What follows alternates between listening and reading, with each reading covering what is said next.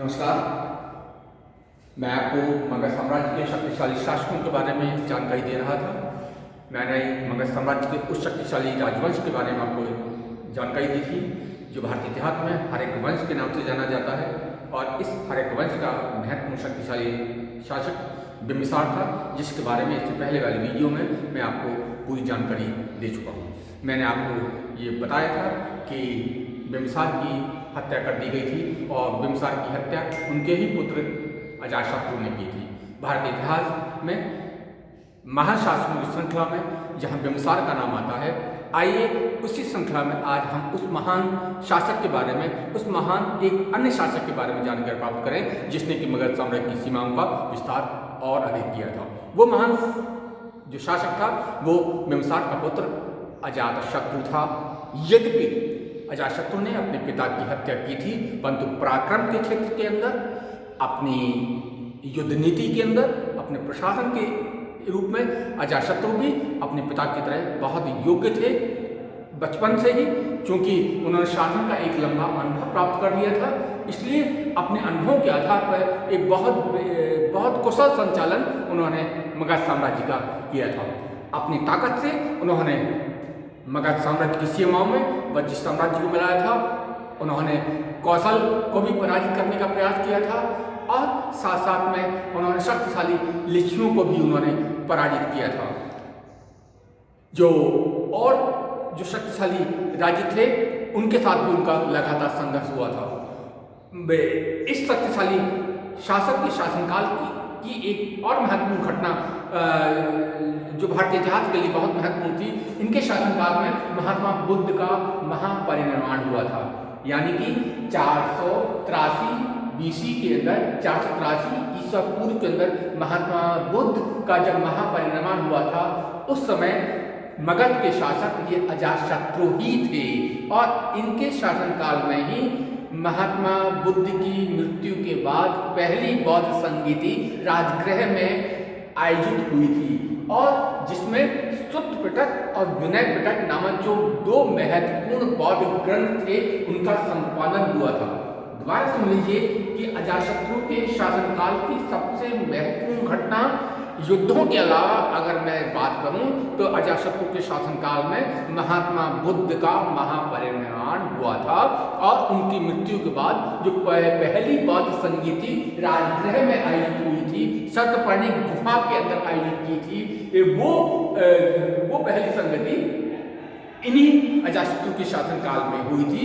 और इस पहली जो संगीति थी उसमें बौद्धों के दो महत्वपूर्ण ग्रंथ सुत्त पिटक और विनय पिटक का संपादन हुआ था। ये दो महत्वपूर्ण घटनाएं अजातशत्रु के शासनकाल की हम मान सकते हैं, युद्धों के अलावा। करीबन 32 वर्ष तक शासन अजातशत्रु का माना जाता है। और 32 वर्ष के शासन के बाद कहते हैं कि 461 BC के आसपास इन्हीं के पुत्र उदयी ने अजातशत्रु की हत्या कर दी थी। अब आइए इस महान शासक, इस साम्राज्यवादी शासक की हम अन्य उपलब्धियों के बारे में भी कुछ बात कर लें। प्राचीन भारत की परंपराओं में एक राजा का आदर्श चक्रवर्ती होना होता था, अपने साम्राज्य को बढ़ाना होता था, अपने राज्य की सीमाओं को बढ़ाना होता था। अब बिम्बिसार के रास्ते पर चलते हुए अजातशत्रु ने अपने राज्य की सीमाओं का विस्तार करने का प्रयास किया। और सबसे पहले उनका जो संघर्ष होता है वो उनका संघर्ष कौशल नरेश प्रसेनजीत के साथ होता है। मैंने इससे पहले वाली वीडियो में जब आपको बिम्बिसार पढ़ाया था तो मैंने आपको बताया था कि बिम्बिसार ने वैवाहिक संबंधों के द्वारा अपने साम्राज्य का विस्तार करने का प्रयास किया था, अपने आप को सुदृढ़ बनाने का प्रयास किया था। और इसी प्रयास में उन्होंने कौशल नरेश की बहन के साथ उन्होंने विवाह किया था। और इस विवाह के उपलक्ष्य में कौशल नरेश ने 1 लाख भू राजस्व की आय वाला काशी गांव उपहार में मगध साम्राज्य को यानी कि बिम्बिसार को प्रदान किया था। परंतु जब अजातशत्रु ने बिम्बिसार को सत्ता से हटा दिया तो कौशल के शासक प्रसेनजीत नाराज हुए। उन्होंने वो जो उपहार में जो गांव दिया था वो उन्होंने वापस ले लिया। इससे अजातशत्रु नाराज हुए और उन्होंने उस गांव को वापस लेने के लिए कौशल के ऊपर आक्रमण किया। कहते हैं कि ये दोनों राज्यों के बीच कई सालों तक संघर्ष चला। एक बार तो ऐसा भी आया कि प्रसेनजीत ने अजातशत्रु को बंदी में बना लिया था, परंतु युद्ध दोनों राज्यों के बीच यानी कि कौशल और मगध के बीच युद्ध कोई निर्णायक युद्ध नहीं हो सका। आखिर में दोनों राज्यों के बीच समझौता हुआ और प्रसेनजीत ने अपनी पुत्री वज्रा का विवाह अजातशत्रु के साथ कर दिया। यानी कि पहला जो संघर्ष अजातशत्रु का हुआ वो कौशल नरेश प्रसेनजीत के साथ हुआ। युद्ध का महत्वपूर्ण कारण था कि काशी गांव जो प्रसेनजीत मगध को उपहार में दे चुके थे वो काशी गांव प्रसेनजीत ने वापस ले लिया था, परंतु दोनों पक्षों के बीच लंबा संघर्ष चला और उस संघर्ष में कभी मगध साम्राज्य जीत जाता था तो कभी प्रसेनजीत यानी कि कौशल की विजय होती थी, परंतु कोई निर्णायक युद्ध दोनों के पक्ष में नहीं हुआ। आखिर में दोनों राज्यों के बीच एक समझौता हुआ। प्रसेनजीत ने अपनी पुत्री के विवाह का प्रस्ताव अजातशत्रु के साथ किया।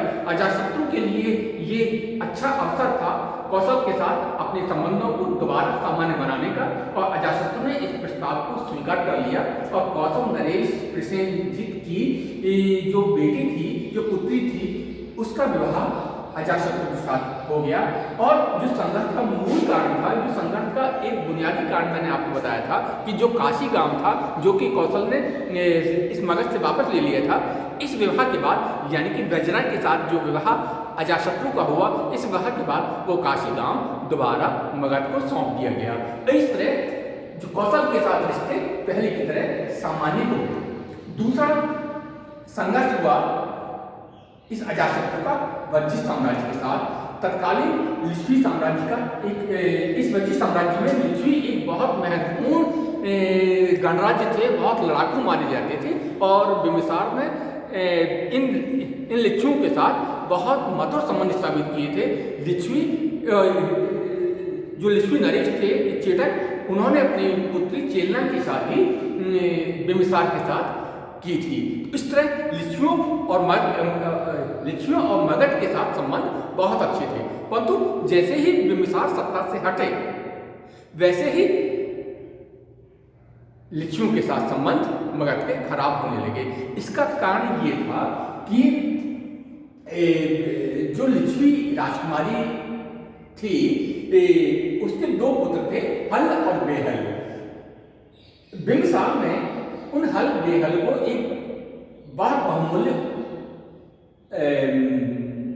हार और एक हाथी उपहार में दे रखा था। हल और बेहल नामक दो पुत्रों को बिंबिसार ने एक बहुमूल्य हार और बहुमूल्य हाथी दे रखा था। पर जब बिंबिसार को कैद कर दिया गया तो वो हार और हाथी अजातशत्रु ने हल और बेहल से वापस मांगे कि भाई वो जो आपको उपहार में दी गई थी वो मगध नरेश की संपत्ति है, वो चीजें वापस दे दीजिए। परंतु हल बेहल ने वो दोनों चीजें यानी कि वो जो हार था वो और हाथी वापस नहीं दिए और वो भाग के लिच्छवी नरेश चेटक के पास आ गए और चेटक ने उन दोनों को अपने पास रख लिया। यानी कि अब हल और बेहल वो बहुमूल्य हार और हाथी चेटक यानी कि लिच्छवियों के पास आ गए। अजातशत्रु ने लिच्छवी नरेश से ये दोनों वस्तुएं मांगी, परंतु लिच्छवी नरेश ने हल और बेहल को लौटाया और न ही उन्होंने उपहार लौटाने का कोई प्रयास किया। इस कारण दोनों ही पक्षों के बीच अब युद्ध अनिवार्य था। अजातशत्रु वो उपहार वाली वस्तुएं जो बिंबिसार की थी वो वापस लेना चाहता था और लिच्छवियों के साथ युद्ध का एक ये महत्वपूर्ण कारण था। महापरिनिर्वाण सूत्र बौद्धों का एक बहुत महत्वपूर्ण ग्रंथ है।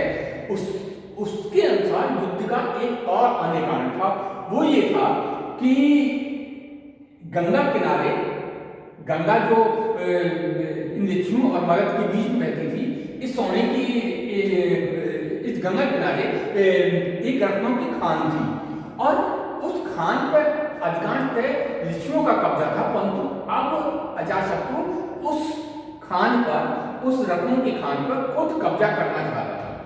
ये जो युद्ध का कारण बताता है वो महापरिनिर्वाण सूत्र और सुमंगल विलासी नामक ग्रंथ से हमको मालूम पड़ता है कि अजातशत्रु और लिच्छवियों के बीच युद्ध का कारण गंगा के किनारे स्थित वो रत्नों की खान थी, जिसपे कि अब अजातशत्रु भी अपना दावा करने लगे थे। एक इतिहासकार है प्रोफेसर पांथरी, उनका कहना था कि वैशाली का जो राज्य था वो नेपाल की तराई पर विस्तृत था और गंगा के किनारे पाटली नामक एक बंदरगाह हुआ करता था। उससे बहुमूल्य वस्तुओं का आयात निर्यात होता था, उससे लिच्छवियों को बहुत फायदा होता था। तो अब अजातशत्रु ये चाहता था कि वो बंदरगाह उसके हाथ में आ जाए ताकि मगध की समृद्धि में उस बंदरगाह का योगदान हो सके। यानी कि मगध की संपन्नता के लिए, व्यापार की उन्नति के लिए अजातशत्रु उस बंदरगाह पर, पाटली बंदरगाह पर कब्जा चाहते थे। ये भी एक युद्ध का कारण बना था। और युद्ध का एक और महत्वपूर्ण कारण बताया जाता है कि मगध जो राज्य था वो राजतंत्रात्मक था और वैशाली जो था, वैशाली के जो लिच्छवी थे वो गणतंत्रात्मक थे। दोनों में वैचारिक मतभेद थे और मगध के लिए ये बात अच्छी नहीं थी कि वो गणतंत्र शासन प्रणाली को प्रश्रय देता। तो दोनों के बीच जो वैचारिक मतभेद थे वो भी इस युद्ध का कारण बने होंगे, परंतु वैशाली को जीतना इतना आसान नहीं था। वैशाली की यूनिटी, वैशाली की शक्तिशाली ये सेना हर युद्ध के लिए हमेशा तैयार रहती थी और उनका एक संगठन बहुत मजबूत होता था। महात्मा बुद्ध ने खुद वैशाली के संगठन की, उनकी एकता की प्रशंसा की थी। अजातशत्रु इस बात को अच्छी तरह जानता था कि वैशाली को जीतना आसान नहीं है और इस वैशाली को जीतने के लिए अजातशत्रु ने कूटनीति का सहारा लिया था और कूटनीति के अंतर्गत इस अजातशत्रु ने अपने 2 मंत्रियों को लिच्छवियों के दरबार में फूट पैदा करने के लिए भेजा था, सुनीध और वस्कार। सुनीध और वस्कार नामक के 2 मंत्री अजातशत्रु का साथ छोड़कर वैशाली के दरबार में चले गए थे। जानबूझ के अजातशत्रु ने इन दोनों मंत्रियों को वैशाली की राजसभा के अंदर भेज दिया था। वैशाली के लिच्छवी सुनीध और वस्कार की चालों को नहीं समझ पाए। वैशाली के लिच्छवियों ने इन दोनों ही मंत्रियों को अपने यहाँ स्थान दे दिया और इन दोनों ही मंत्रियों ने, जो कि वास्तव में अजातशत्रु के प्रतिनिधि थे, अजातशत्रु के जासूस थे, अजातशत्रु के द्वारा भेजे गए थे, धीरे धीरे इन दोनों गुप्तचरों ने, दोनों कूटनीतिज्ञों ने वैशाली के लिच्छवियों के अंदर फूट पैदा कर दी और कहते हैं कि उस जो लिच्छवी कभी आपस में नहीं लड़ते थे, इन दोनों ही मंत्रियों के कारण, सुनीध और वस्कार के कारण ये लिच्छवी आपस में लड़ने लगे। जो लिच्छवी अपनी एकता के लिए जाने जाते थे, जो लिच्छवी अपनी शक्ति के कारण जाने जाते थे, तत्कालीन भारत में उनकी एकता की मिसालें दी जाती थी। अजातशत्रु की कूटनीति ने उन लिच्छवियों के अंदर फूट पैदा कर दी, वो आपस में लड़ने लगे और इसका परिणाम ये हुआ कि जब लिच्छवी लड़के कमजोर हो गए, उसी समय अजातशत्रु ने लिच्छवियों के ऊपर आक्रमण कर दिया। कहते हैं कि ये लिच्छवी और मगध का जो संघर्ष था वो 16 वर्षों तक चला था। आखिर में आपसी फूट के कारण लिच्छवी पराजित हुए। लिच्छवी जो नरेश थे, उन्होंने, क्योंकि वो अभी तक हारे नहीं थे, लिच्छवी नरेश ने कुएं में कूद के आत्महत्या कर ली और लिच्छवी जो गणराज्य था, वैशाली का जो विशाल साम्राज्य था, वो मगध साम्राज्य के अंदर मिला लिया गया। ये युद्ध इतना खतरनाक था। इस युद्ध में उस समय के आधुनिक शस्त्रों का प्रयोग किया गया था, यानी कि अजातशत्रु ने लिच्छवियों को जीतने के लिए रथ मूसल नामक एक यंत्र और दूसरा था महाशिला कंटक नामक ग्रंथ का उपयोग किया था। इतिहास में शायद पहली बार हो रहा था युद्धों के अंदर दो नए प्रयोग किए गए थे। एक तो रथ मूसल, जिसमें कि गदाओं के द्वारा युद्ध की तकनीकी को विकसित किया गया था। अब सुनिएगा, रथ मूसल नामक एक यंत्र था जिसमें गदाओं के द्वारा युद्ध किया जाता था, और दूसरा यंत्र था वो था महाशला कंटक। उसमें क्या, उसमें बड़े बड़े पत्थरों को उस यंत्र में लगा के शत्रु सेना के ऊपर फेंका जाता था। और इन दोनों यंत्रों के माध्यम से अजातशत्रु ने लिच्छियों की सेना को पराजित किया और उस विशाल शक्तिशाली गद्दी साम्राज्य को अपने साम्राज्य के अंदर उसने मिला दिया।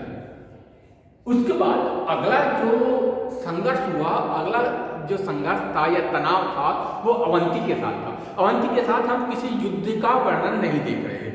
अवंती के जो शासक थे प्रद्योत, उनको ये लगा कि इस अजातशत्रु ने वैशाली को जीत लिया है, कौशल के साथ भी युद्ध हुआ है, तो इन दोनों घटनाओं से अवंती शासक प्रद्योत बहुत नाराज हुए। उन्होंने निश्चय किया कि वो मगध के साथ संघर्ष करेंगे, परंतु मगध भी युद्ध के लिए तैयार था, अजातशत्रु भी युद्ध के लिए तैयार थे। उन्होंने भी अपने सेना को तैयार रहने का आदेश दिया होगा, राजगृह का सैनिकीकरण किया, दुर्गीकरण किया और युद्ध की तैयारी दोनों तरफ से होने लगी, परंतु दोनों तरफ से युद्ध नहीं हुआ। प्रद्योत ने मगध के ऊपर आक्रमण नहीं किया और न ही मगध ने प्रद्योत के ऊपर आक्रमण किया। दोनों के बीच शक्ति संतुलन बना रहा, परंतु दोनों ही आगे अपने विस्तारवाद को रोक सके, यानी कि दोनों ही राज्य एक दूसरे के ऊपर एक ऐसा नियंत्रण स्थापित कर पाने में सफल रहे कि दोनों ही राज्यों का विस्तार हमको इसके बाद नहीं लग रहा है। न तो प्रद्योत ने अपने राज्यों की सीमाएं बढ़ाई है और न ही अजातशत्रु ने अपने राज्य की सीमाएं बढ़ाई है। अब आइए, इस महान शासक अजातशत्रु का धर्म कौन सा था। कहते हैं कि प्रारंभ में अजातशत्रु जैन धर्म से प्रभावित थे, परंतु जब उन्होंने वैशाली के लिच्छियों को जीत लिया था, तो वैशाली के लिच्छियों को जीतने के बाद उनका झुकाव बुद्ध की ओर हो गया था, महात्मा बुद्ध के बौद्ध धर्म की ओर हो गया था, और धीरे धीरे महात्मा बुद्ध के धर्म को वो स्वीकार करने लगे थे, उनके समर्थक बनने लगे थे। और जब महात्मा बुद्ध का महापरिनिर्वाण हुआ था, तब उनकी अस्थियों पर एक स्तूप का भी उन्होंने निर्माण कराया था। तो इन सारी घटनाओं और बौद्ध ग्रंथों से तो हमको यही मालूम पड़ता है कि उन्होंने बौद्ध धर्म स्वीकार किया था, परंतु जैन और बौद्ध दोनों का ही अजातशत्रु सम्मान करते थे, और उनके राज्य के अंदर दोनों ही, यानी कि जैन और बौद्ध दोनों ही एक सम्मानपूर्ण जीवन व्यतीत करते रहे होंगे। अब आइए कि इस महान शासक की मृत्यु कैसे हुई। बौद्ध ग्रंथ, जैन ग्रंथ और जो वैदिक ग्रंथ हैं, जो ब्राह्मण ग्रंथ हैं, तीनों ही इनकी मृत्यु के बारे में अलग अलग कुछ वर्णन करते हैं। जो महावंश है, जो बौद्धों का ग्रंथ है, उनके अनुसार उदाई ने अजातशत्रु की हत्या की थी। उदाई अजातशत्रु के पुत्र थे, उदाई ने अजातशत्रु की हत्या कर दी थी। परंतु जो गार्गी संहिता है, जो ब्राह्मण ग्रंथ है, उस ग्रंथ में उदाई को धर्मात्मा कहा गया है। अगर हम गार्गी संहिता की बात करें, तो गार्गी संहिता, अगर उदाई पुत्रहंता होते तो महात्मा शब्द का प्रयोग नहीं करते, परंतु महावंश कहता है कि उदाई ने अजातशत्रु की हत्या कर दी थी। अब हमें परस्पर विरोधी ये बातें हमें देखने को मिलती है, यानी ब्राह्मण ग्रंथ उदाई को धर्मात्मा कह रहा है, पितृहंता शब्द का प्रयोग नहीं किया है, परंतु बौद्ध ग्रंथ उदाई के लिए पितृहंता होने का आरोप लगाते हैं। परंतु इतना निश्चित है कि अजातशत्रु की मृत्यु के बाद उदाई गद्दी पे बैठे थे। अब उदाई ने कुछ समय तक मगध के ऊपर शासन किया था। उनके शासनकाल की सबसे महत्वपूर्ण जो घटना थी वो ये थी कि उदाई ने पाटलिपुत्र को अपनी राजधानी बनाया था, यानी कि राजगीर के स्थान पर उदाई ने अब पाटलिपुत्र को अपनी राजधानी बना लिया था। उदाई का कई बार कौशल नरेश ने, उदाई का कई बार अवंती नरेश प्रद्योत के बेटे पालक के साथ युद्ध हुआ था। यानी उदाई का अगर हम साम्राज्यवाद देखें तो उनका जो अवंती नरेश है, उसके अवंती के साथ बराबर हमको संघर्ष दिखाई देता है। अवंती के तत्कालीन शासक पालक हमेशा उनसे युद्ध करने के लिए तत्पर रहते हैं। दोनों के बीच जो हुआ या नहीं हुआ इसके बारे में हमको ज़्यादा जानकारी प्राप्त नहीं होती, परंतु कहते हैं कि दोनों के बीच यानी कि अवंती और मगध के बीच जो संबंध थे तनावपूर्ण थे। और एक और महत्वपूर्ण घटना की जानकारी हमको मिलती है कि जो मगध के शासक थे प्रद्योत, वो जैन थे। एक बार जब वो किसी जैन मुनि से उपदेश सुन रहे थे, उसी समय एक जैन वेशधारी किसी साधु ने इस उदाई की हत्या कर दी। यानी कि उदाई की हत्या का आरोप किसी साधु वेशधारी व्यक्ति को पर लगाया जाता है। कहते हैं कि इस हत्या में अवंती के शासक पालक का हाथ रहा होगा, क्योंकि दोनों के बीच संबंध बहुत कटु हो चुके थे। इसके बाद उदाई के बाद इस हरेक वंश में कौन गद्दी बैठे, इस बारे में पुराण हमको अलग जानकारी देते हैं और बौद्ध ग्रंथ हमको अलग जानकारी देते हैं। पुराणों के अनुसार उदाई के बाद नंदीवर्धन गद्दी बैठे थे और महानंदिन शासक बने थे। यानी कि पुराण उदाई के बाद दो शासकों का जिक्र करते हैं, एक तो नंदीवर्धन और दूसरा महानंदिन। इन दो शासकों का नाम पुराणों में आता है, परंतु दीपवंश जो कि बौद्ध ग्रंथ है वो कुछ और नाम भी हमको बताता है। दीपवंश के अनुसार उदाई के बाद अनिरुद्ध गद्दी बैठे, उसके बाद मुंड गद्दी बैठे, उसके बाद नागताशक गद्दी बैठे। गौर सुन लीजिए कि दीपवंश नामक जो बौद्ध ग्रंथ है वो उदाई के बाद 3 शासकों का जिक्र करता है, अनिरुद्ध, मुंड और नागदाशक। परंतु ये तीनों ही शासक जो थे, अनिरुद्ध, मुंड और नागदाशक, तीनों ही पितृहंता थे। तीनों ही अपने पिता की हत्या करने के बाद गद्दी पर बैठे थे। एक अजीब सी बात थी कि इस वंश में अधिकांशतः पितृहंता ही व्यक्ति गद्दी पर बैठ रहा है। और ऐसे इन पितृहंता राजाओं से जनता नाराज होने लगी थी। जनता के अंदर ये शासन लोकप्रिय नहीं बन सके थे। और ऐसी स्थिति में हर्षवंश की एक और शाखा थी, शिशुनाग। उस शिशुनाग वंश का जो व्यक्ति था, जो मंत्री था शिशुनाग, उन्होंने अंतिम हर्षवंश के शासक नागताशक की हत्या कर दी। और नागताशक की हत्या के बाद हमको मगध के ऊपर एक नए राजवंश का उत्थान दिखाई दे रहा है और वो राजवंश था अब शिशुनाग वंश। धन्यवाद।